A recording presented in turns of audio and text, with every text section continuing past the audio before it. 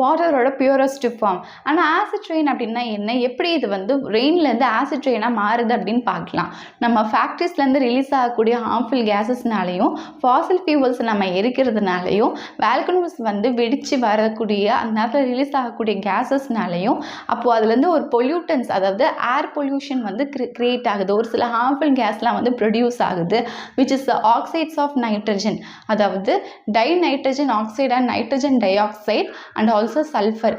இந்த கேஸஸ்ல அந்நேரம் வந்து ப்ரொடியூஸ் ஆகி ஏரில் தான் இருக்குது. மழை வர நேரத்தில் ஏரில் இருக்கக்கூடிய இந்த ஹார்ம்ஃபுல் கேஸ் வந்து அந்த ரெயினோட டிசால்வ் ஆகி அது வந்து நைட்ரிக் ஆசிட்டாகவும் சல்ஃபியூரிக் ஆசிட்டாகவும் மாறி ரெயினோட அப்படியே வந்து கீழே வந்து நம்ம எர்த் சர்ஃபேஸில் விழுது. அண்ட் இது என்ன பண்ணுது அப்படின்னா, இந்த ஆசிட்டான நைட்ரிக் ஆசிட்டும் சல்ஃபியூரிக் ஆசிட்டும் ரெயின் வாட்டருக்கு வந்து அசிடிட்டியை ஆட் பண்ணி விட்டுருது. அதனால தான் அதை வந்து ஆசிட் ரெயின் அப்படின்னு சொல்லுவோம். நார்மலாக ரெயின் வாட்டரோட pH வந்து 5.6.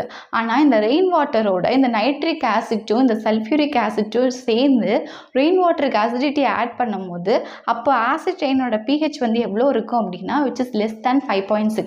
நெக்ஸ்ட் இந்த ஆசிட் ரெயினோட எஃபெக்ட்ஸ் என்ன, விளைவுகள் என்னன்னு சொல்லி பார்க்கலாம். ஃபர்ஸ்ட் ஒன் வந்து நம்ம ஆசிட் ரெயின் நம்ம மேலே படும் போது நம்மளோட ஐஸையும் ஸ்கின்னையும் வந்து கண்டிப்பாக இரிட்டேஷன் பண்ணும். And it will inhibit the germination and seedings. அதாவது புதுசாக நம்ம அப்போ தான் வந்து விதை விதைச்சிருக்கோம், இல்லை புதுசாக அப்படி தான் செடி வருது அப்படின்னா அதை க்ரோ பண்ண விடாமல் தடுத்துரும். It will change the fertility of soil, சாயிலோட ஃபர்டிலிட்டியை சேஞ்ச் பண்ணிடும். It will destroy the plants and also the aquatic life. Fourth பார்த்தீங்க அப்படின்னா it will cause the corrosion of many buildings and bridges. Many பில்டிங்ஸையும் பிரிட்ஜஸையும் இந்த ஆசிட் ரெயின் வந்து damage பண்ணும். நெக்ஸ்ட் ஆசிட் ரெயினோட ப்ரிவென்டிவ் மெஷர்ஸ் என்ன அப்படின்னா, ஃபாசில் ஃபியூவல்ஸான பெட்ரோல் டீசலை வந்து யூஸ் பண்ணுறது நம்ம குறைக்கணும். we have to use CNG, அதாவது compressed natural gas, அதோட ஷார்ட் ஃபார்ம் தான் வந்து CNG, அதை யூஸ் பண்ணணும்.